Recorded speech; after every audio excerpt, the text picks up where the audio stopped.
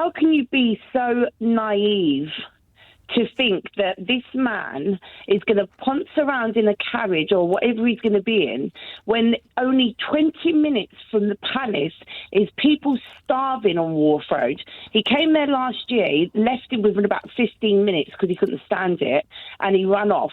And do you want me to tell you how many food banks are in Southwark alone?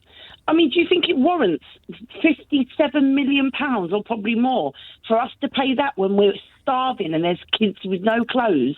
I'm telling you, it's an insult. I mean, it's a hobby for you, and I understand that when you're probably sitting at home with a gin and Dubonnet, that's fine. But people are starving 20 minutes from where he's meant to be. There was families that went to war for this area. They was in the underground in Kennington. They built back this area.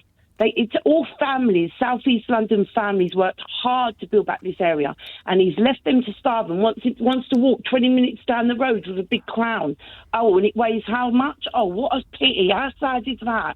It is an insult to us. You purport to speak for a huge number of people, but I would suspect a lot of the people that you think you're speaking on behalf of are actually devout monarchists.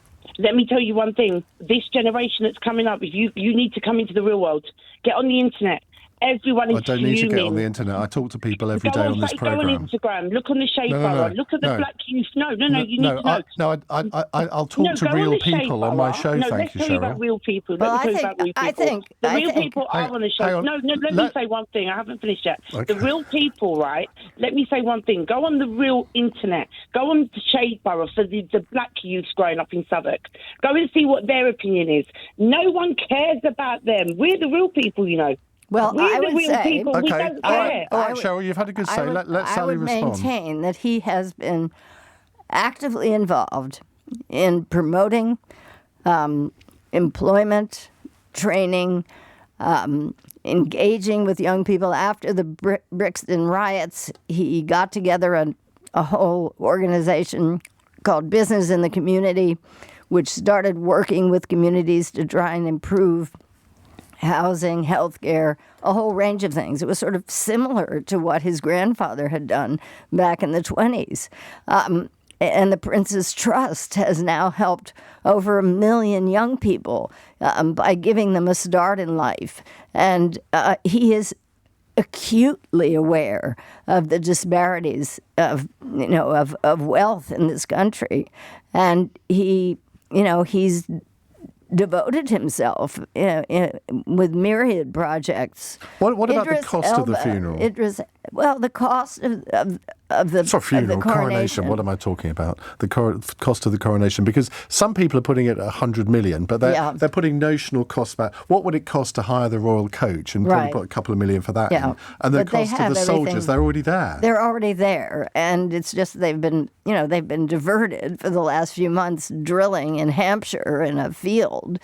But I think it is something that one hopes will educate people about the meaning of the monarchy and why it is important, what is the magic, really, of a constitutional monarchy, and that having somebody in that position I think it would... He doesn't have any power, really. He has a reserve power that...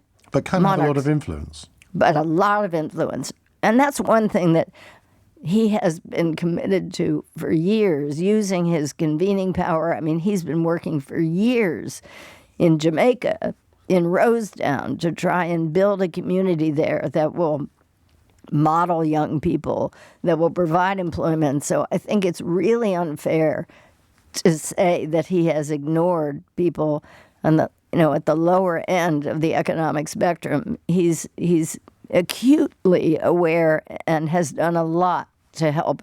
Idris Elba got his start with a Prince's Trust grant, and he can't say enough good things about now King Charles.